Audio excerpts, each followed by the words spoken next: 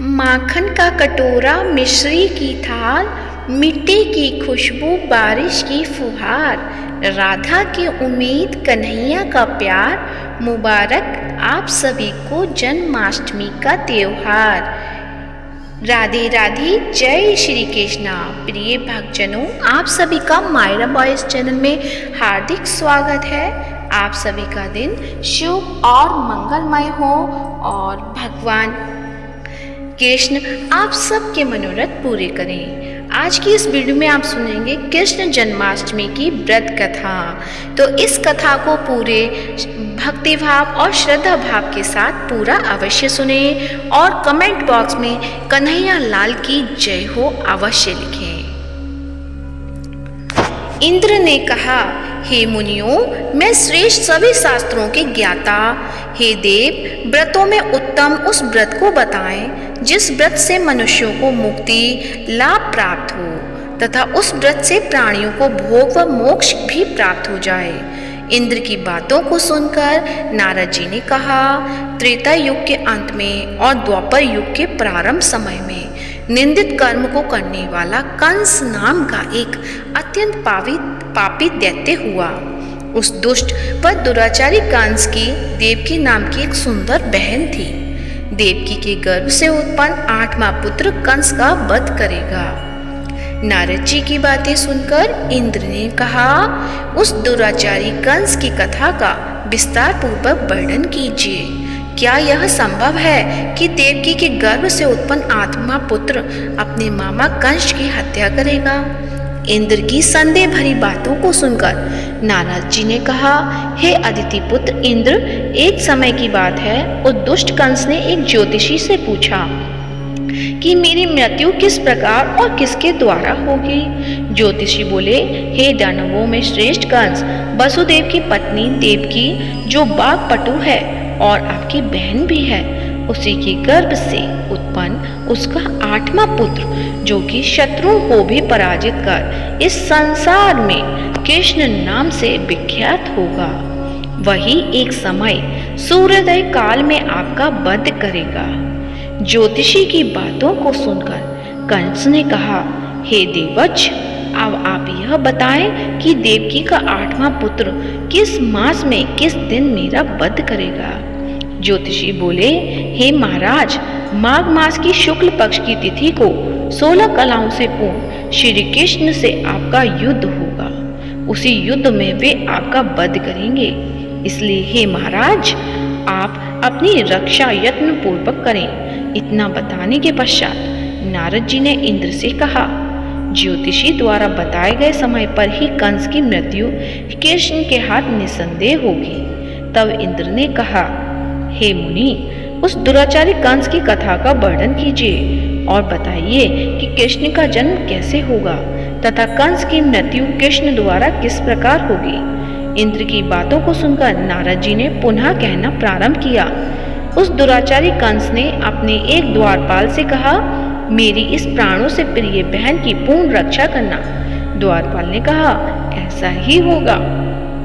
कंस के जाने के पश्चात उसकी छोटी बहन दुखित होते हुए जल लेने के बहाने घड़ा लेकर तालाब पर गई।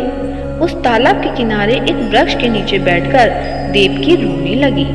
उसी समय एक सुंदर स्त्री जिसका नाम यशोदा था, उसने आकर देवकी से प्रिय वाणी में कहा, हे देवी, इस प्रकार तुम क्यों विलाप कर रही हो?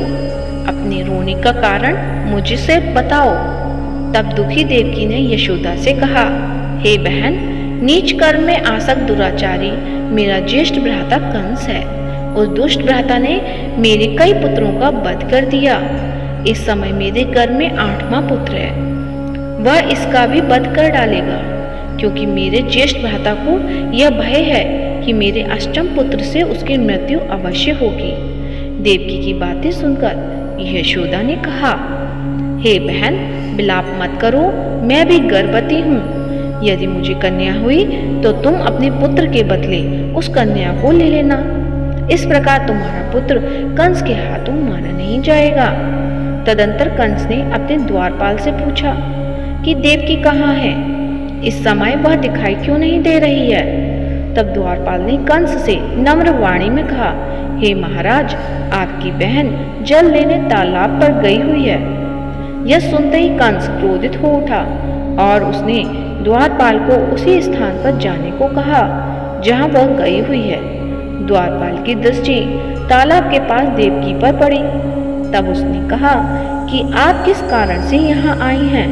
उसकी बातें सुनकर देवकी ने कहा कि मेरे घर में जल नहीं था, मैं जल लेने जलाशय पर आई हूँ। इसके पश्चात देवकी अपने घर की ओर चली गई। कंस ने पुनः द्वारपाल से कहा कि इस घर में मेरी बहन की तुम पूर्णतः रक्षा करो। अब कंस को इतना भय लगने लगा कि घर के भीतर दरवाजों में विशाल ताले बंद करवा दिए और दरवाजे के बाहर दैत्यों और राक्षसों को पहरेदारी के लिए नियुक्त कर दिया। कंस हर प्रकार से अपने प्राणों के बचाव के प्रयास कर रहा था। एक समय सिंह राशि के सूर्य में आकाशमंडल में जलाधारी मेघों ने अपना प्रभुत्व स्थापित किया। भादो मास की कृष्ण पक्ष की अष्टमी तिथि को घनघोर अर्धरात्रि थी। उस समय चंद्रमा भी वृष राशि में था। रोहिणी नक्षत्र बुधवार के दिन सौभाग्य योग से संयुक्त चंद्रमा के आधी रात में उदय होने पर आधी रात के उत्तर एक घड़ी जब हो जाए तो श्रुति स्मृति पुराणोक्त फल निसंदेह प्राप्त होता है। इस प्रकार बताते हुए नारद जी ने इंद्र से कहा, ऐसे विजय नामक शुभ मुहूर्त में श्री कृष्ण का जन्म हुआ और श्री कृष्ण के प्रभाव से ही उसी क्षण बंदी गृह के दरवाजे स्वयं खुल गए। द्वार पर पहरा देने वाले पहरेदार राक्षस सभी मूर्छित हो गए। देवकी ने उसी क्षण अपने पति वसुदेव से कहा, हे स्वामी, आप निद्रा का त्याग करें और मेरे इस पुत्र को गोकुल में ले जाएं। वह इस पुत्र को नंद गोप की धर्म पत्नी यशोदा को दे दे। उस समय यमुना जी पूर्ण रूप में बाढ़ग्रस्त थी, किंतु जब वसुदेव जी बालक कृष्ण को सूप में लेकर यमुना जी को पार करने के लिए उतरे, उसी क्षण बालक के चरणों का स्पर्श करते ही यमुना जी अपने पूर्व स्थिर रूप में आ गई। किसी प्रकार वसुदेव जी गोकुल पहुंचे और नंद के घर में प्रवेश कर उन्होंने अपना पुत्र तत्काल उन्हें दे दिया और उसके बदले में उनकी कन्या ले ली। वे तत्काल वहां से वापस आकर कंस के बंदी गृह में पहुंच गए। प्रातःकाल सभी राक्षस पहरेदार निद्रा से जागे तो कंस ने द्वारपाल से पूछा, अब देवकी की गर्भ से क्या हुआ? इस बात का पता लगाकर मुझे बताओ। द्वारपाल ने महाराज की आज्ञा को मानते हुए कारागार में जाकर देखा तो वहां देवकी की गोद में एक कन्या थी, जिसे देखकर द्वारपाल ने कंस को सूचित किया, किंतु कंस को तो उस कन्या से भय होने लगा। अतः वह स्वयं कारागार में गया और उसने देवकी की गोद से कन्या को झपट लिया और उसे एक पत्थर की चट्टान पर पटक दिया, किंतु वह कन्या विष्णु की माया से आकाश की ओर चली गई और अंतरिक्ष में जाकर विद्युत के रूप में परिणत हो गई। उसने आकाशवाणी कर कंस से कहा कि हे दुष्ट, तुझे मारने वाला गोकुल में नंद के घर में उत्पन्न हो चुका है और उसी से तेरी मृत्यु सुनिश्चित है। मेरा नाम तो वैष्णवी है। मैं संसार के कर्ता भगवान विष्णु की माया से उत्पन्न हुई हूँ। इतना कहकर वह स्वर्ग की ओर चली गई। उस आकाशवाणी को सुनकर कंस क्रोधित हो उठा। उसने नंद के घर में पूतना राक्षसी को कृष्ण का वध करने के लिए भेजा, किंतु जब वह राक्षसी कृष्ण को स्तनपान कराने लगी तो कृष्ण ने उसके स्तन से उसके प्राणों को खींच लिया और वह राक्षसी कृष्ण कृष्ण कहते हुए मृत्यु को प्राप्त हो गई। जब कंस को पूतना की मृत्यु का समाचार प्राप्त हुआ तो उसने कृष्ण का वध करने के लिए क्रमशः केशी नामक दैत्य को अश्व के रूप में, उसके पश्चात अरिष्ट नामक दैत्य को बैल के रूप में भेजा, किंतु ये दोनों भी कृष्ण के हाथों मृत्यु को प्राप्त हुए। इसके पश्चात कंस ने काल्याख्य नामक दैत्य को कौवे के रूप में भेजा, किंतु वह भी कृष्ण के हाथों मारा गया। अपने बलवान राक्षसों की मृत्यु के आघात से कंस अत्यधिक भयभीत हो गया। उसने द्वारपालों को आज्ञा दी कि नंद को तत्काल मेरे समक्ष उपस्थित करो। द्वारपाल नंद को लेकर जब उपस्थित हुए तब कंस ने नंद से कहा कि यदि तुम्हें अपने प्राणों को बचाना है तो पारिजात के पुष्प ले आओ। यदि तुम नहीं ला पाए तो तुम्हारा वध निश्चित है। कंस की बातों को सुनकर नंद ने ऐसा ही होगा कहा और अपने घर की ओर चले गए। घर आकर उन्होंने संपूर्ण वृत्तांत अपनी पत्नी यशोदा को सुनाया, जिसे श्री कृष्ण भी सुन रहे थे। एक दिन श्री कृष्ण अपने मित्रों के साथ यमुना नदी के किनारे गेंद खेल रहे थे और अचानक स्वयं ने ही गेंद को यमुना में फेंक दिया। यमुना में गेंद फेंकने का मुख्य उद्देश्य यही था कि वे किसी प्रकार परिजात पुष्पों को ले आएं। अतः वे कदम के वृक्ष पर चढ़कर यमुना में कूद पड़े। कृष्ण के यमुना में कूदने का समाचार श्रीधर नामक गोपाल ने यशोदा को सुनाया। यह सुनकर यशोदा भागते हुए यमुना नदी के किनारे आ पहुंची और उसने यमुना नदी की प्रार्थना करते हुए कहा, हे यमुना, यदि मैं बालक को देखूंगी तो भाद्रपद मास की रोहिणी युक्त अष्टमी का व्रत अवश्य करूंगी, क्योंकि दया, दान, सज्जन प्राणी, ब्राह्मण कुल में जन्म, रोहिणी युक्त अष्टमी, गंगाजल, एकादशी, गया, श्राद्ध और रोहिणी व्रत ये सभी दुर्लभ हैं। हजारों अश्वमेध यज्ञ, सहस्रों राजसूय यज्ञ, दान, तीर्थ और व्रत करने से जो फल प्राप्त होता है वह सब कृष्ण जन्माष्टमी के व्रत को करने से प्राप्त होता है। यह बात नारद ऋषि ने इंद्र से कही। इंद्र ने कहा, हे मुनियों, मैं श्रेष्ठ नारद यमुना नदी में कूदने के बाद उस बाल रूपी कृष्ण ने पाताल में जाकर क्या किया, यह संपूर्ण वृत्तांत भी बताएं।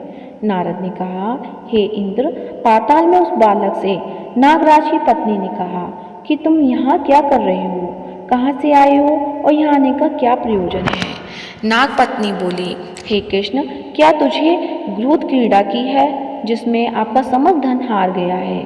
यदि यह बात ठीक है तो कंकड़, मुकुट और मणियों का हार लेकर अपने घर में चले जाओ, क्योंकि इस समय मेरे स्वामी शयन कर रहे हैं। यदि वे उठ गए तो तुम्हारा भक्षण कर जाएंगे। नाग पत्नी की बातें सुनकर कृष्ण ने कहा, हे कांते, मैं किस प्रयोजन से यहाँ आया हूँ वह वृत्तांत मैं तुम्हें बताता हूँ। समझ लो, मैं काली नाग के मस्तक को कंस के साथ द्रुत में हार चुका हूँ और वही लेने में आया हूँ। बालकृष्ण की इस बात को सुनकर नागपति अत्यंत क्रोधित हो उठी और अपने सोए हुए पति को उठाते हुए उसने कहा, हे स्वामी, आपके घर यह शत्रु आया है, अतः आप इसका हनन कीजिए। अपनी स्वामिनी की बातों को सुनकर कालिया नाग निद्रावस्था को जाग पड़ा और बालकृष्ण युद्ध करने लगा। इस युद्ध में कृष्ण को मूर्छा आ गई। उसी मूर्छा को दूर करने के लिए उन्होंने गरुड़ का स्मरण किया। स्मरण होते ही गरुड़ वहां आ गए। श्री कृष्ण अब गरुड़ पर चढ़कर कालिया नाग से युद्ध करने लगे और उन्होंने कालिया नाग को युद्ध में पराजित कर दिया। अब कालिया नाग ने भली भांति जान लिया था कि मैं जिनसे युद्ध कर रहा हूँ वे भगवान विष्णु के अवतार श्री कृष्ण ही हैं।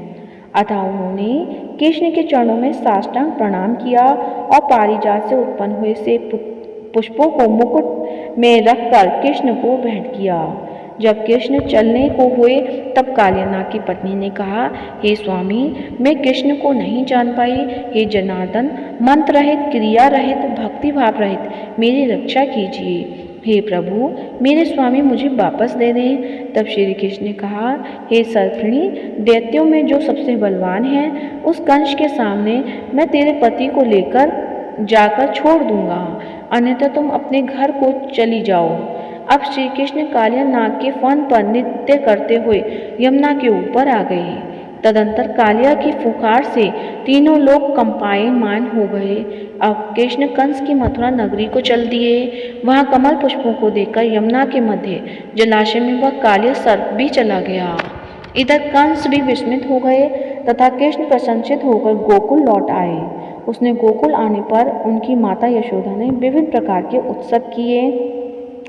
अब इंद्र ने नारद जी से पूछा, हे महामुनि, संसार के प्राणी बालक श्री कृष्ण के आने पर अत्यधिक आनंदित हुए। आखिर श्री कृष्ण ने क्या चरित्र किया वह सभी आप मुझे बताने की कृपा करें। नारद ने इंद्र से कहा, मन को हरने वाले मथुरा नगर यमुना नदी के दक्षिण भाग में स्थित है। वह कंस का महाबलशाली भाई चाणूर रहता था। उस चाणूर से श्री कृष्ण के मल्ल युद्ध की घोषणा की गई। हे इंद्र, कृष्ण एवं चाणूर का मल्ल युद्ध अत्यंत आश्चर्यजनक था। चाणूर की अपेक्षा कृष्ण बाल रूप में थे। भैरी शंख और मृदंग के शब्दों के साथ कंस और केसी इस युद्ध को मथुरा की जनसभा के मध्य में देख रहे थे। रंगशाला के अखाड़े में चाणूर, मुष्टिक, शल, तोषण आदि बड़े बड़े भयंकर पहलवान दंगल के लिए प्रस्तुत थे। महाराज कंस अपने बड़े बड़े नागरिकों तथा मित्रों के साथ उच्च मंच पर विराजमान था। रंगशाला में प्रवेश करते ही श्री कृष्ण ने अनायास ही धनुष को अपने बाएं हाथ से उठा लिया। पलक झपकते ही सबके सामने उसकी डोरी चढ़ा दी तथा डोरी को ऐसे खींचा कि धनुष भयंकर शब्द करते हुए टूट गया। धनुष की रक्षा करने वाले सारे सैनिकों को दोनों भाइयों ही मार गिराया। कुवल या पेड़ का वध कर श्री कृष्ण ने उनके दोनों दांतों को उखाड़ लिया और उससे महावत एवं अनेक दुष्टों का संहार किया। कुछ सैनिक भाग खड़े हुए और महाराज कंस को सारी सूचनाएं दी तो कंस ने क्रोधित होकर दांत पीसते हुए चाणूर, मुष्टिक को शीघ्र ही दोनों बालकों का वध करने के लिए इंगित किया। इतने में श्री कृष्ण एवं बलदेव अपने अंगों पर खून के कुछ छींटे धारण किए हुए हाथी के विशाल दांतों अपने कंधे पर धारण कर सिंह शावक की भांति मुस्कुराते हुए अखाड़े के समीप पहुंचे। चाणूर और मुष्टिक ने उन दोनों भाइयों को मल्ल युद्ध के लिए ललकारा। नीति विचारक श्री कृष्ण ने अपने समान आयु वाले मल्लों से लड़ने की बात कही, किंतु चाणूर ने श्री कृष्ण को और मुष्टिक ने बलराम जी को बड़े दर्प से महाराज कंस का मनोरंजन करने के लिए ललकारा। श्री कृष्ण बलराम तो ऐसा ही चाहते थे। इस प्रकार मल्लयुद्ध आरंभ हो गया। वहाँ पर बैठी हुई पूर्व स्त्रियां उस अनीतिपूर्ण मल्लयुद्ध को देखकर वहाँ से उठकर चलने को उद्यत हो गईं। श्री कृष्ण की रूप माधुरी दर्शन कहने लगीं, अहो सच पूछो तो ब्रज भूमि की परम पवित्र और धन्य है। वहाँ परम पुरुषोत्तम मनुष्य के वेश में छिपकर रहते हैं। देव महादेव शंकर और लक्ष्मी जी जिनके चरण कमलों की पूजा करती हैं, वे ही प्रभु वहाँ रंग बिरंगे पुष्पों की माला धारण गौओं के पीछे पीछे सखाओं और बलराम जी के साथ बांसुरी बजाते और नाना प्रकार की क्रीड़ाएं करते हुए आनंद से विचरण करते हैं। श्री कृष्ण की एक रूपम धुरिमा का आस्वादन केवल ब्रजवासियों एवं विशेषकर गोपियों के लिए ही सुलभ है। वहाँ के मयूर, शुक, सारी गौएं, बछड़े तथा नदियाँ सभी धन्य हैं। वे स्वच्छंद रूप से श्री कृष्ण की विविध प्रकार की माधुर्यों का पान करके निहाल हो जाते हैं। अभी वे ऐसी चर्चा कर ही रही थी कि श्री कृष्ण को चाणूर और बलराम जी ने मुष्टिक को पछाड़कर उनका वध कर दिया। तदंतर कूट, शल, तोषण आदि भी मारे गए। इतने में कंस ने क्रोधित होकर श्री कृष्ण, बलदेव और नंद वसुदेव सबको बंदी बनाने के लिए आदेश दिया, किंतु सबके देखते ही देखते बड़े वेग से उछलकर श्री कृष्ण उनके मंच पर पहुंच गए और उनकी चोटी पकड़कर नीचे गिरा दिया तथा उनकी छाती के ऊपर कूद गए, जिससे उनके प्राण पखेरु उड़ गए। इस प्रकार सहज ही कंस मारा गया। श्री कृष्ण ने रंगशाला में अनुचरों के साथ कंस का उद्धार किया। कंस के पूजित शंकर जी इस रंग को देखकर कहते कहते हो गए, इसलिए उनका नाम श्री रंगेश्वर हुआ। यह स्थान आज भी श्री कृष्ण इस रंगमय लीला की पताका फहरा रहे हैं। श्रीमद् भागवत के अनुसार तथा श्री विश्वनाथ चक्रवर्ती पाद के विचार से कंस का वध शिवरात्रि के दिन हुआ था, क्योंकि कंस ने अक्रूर को एकादशी की रात अपने घर बुलाया था तथा मंत्रणा की थी। श्री कृष्ण ने अपने पैरों को चाणूर के गले में फंसाकर उसका वध कर दिया। चाणूर की मृत्यु के पश्चात उनका मल्लयुद्ध केशी के साथ हुआ। हे इंद्र, उसी क्षण श्री कृष्ण ने गरुड़, बलराम तथा सुदर्शन चक्र का ध्यान किया, जिसके परिणाम स्वरूप बलदेव जी सुदर्शन चक्र लेकर गरुड़ पर आरूढ़ हो आए। उन्हें आता देख बालक कृष्ण ने सुदर्शन चक्र को उनसे लेकर स्वयं गरुड़ की पीठ पर बैठकर न जाने कितने ही राक्षसों और दैत्यों का वध कर दिया, कितनों के शरीर अंग भंग कर दिए। इस युद्ध में श्री कृष्ण और बलदेव ने असंख्य दैत्यों का वध किया। बलराम जी ने अपने आयुध शस्त्र हल से और कृष्ण ने सुदर्शन चक्र से माघ मास की शुक्ल पक्ष की सप्तमी को विशाल दैत्यों के समूह का सर्वनाश किया। जब अंत में केवल दुराचारी कंस ही बच गया तो कृष्ण ने कहा, हे दुष्ट अधर्मी दुराचारी, अब मैं इस महायुद्ध स्थल पर तुझसे युद्ध कर तथा तेरा वध कर इस संसार को तुझसे मुक्त कराऊंगा। यह कहते हुए श्री कृष्ण ने उनके केशों को पकड़ लिया और कंस को घुमाकर पृथ्वी पर पटक दिया। जिससे वह मृत्यु को प्राप्त हुआ। कंस के मरने पर देवताओं ने शंख घोष व पुष्प वृष्टि की। वहां उपस्थित समुदाय श्री कृष्ण की जय जयकार कर रहा था। कंस की मृत्यु पर नंद, देवकी, वसुदेव, यशोदा और इस संसार के सभी प्राणियों ने हर्ष मनाया। उसी के शुभ उपलक्ष्य में जन्माष्टमी का पर्व मनाया जाता है। तो प्रेम से बोलिए जय हो कन्हैया लाल की, हाथी घोड़ा पाल की, जय हो कन्हैया लाल की। उम्मीद करती हूँ आज का वीडियो आपको अच्छा लगा होगा। यदि ये कथा अच्छी लगी है तो जल्दी से वीडियो अपने फ्रेंड्स और रिलेटिव्स को फॉरवर्ड कीजिए ताकि वो भी जन्माष्टमी की व्रत कथा का आनंद उठा सकें। और इस वीडियो को ज़्यादा से ज़्यादा लाइक करें, शेयर करें और चैनल को सब्सक्राइब करें। धन्यवाद। राधे राधे।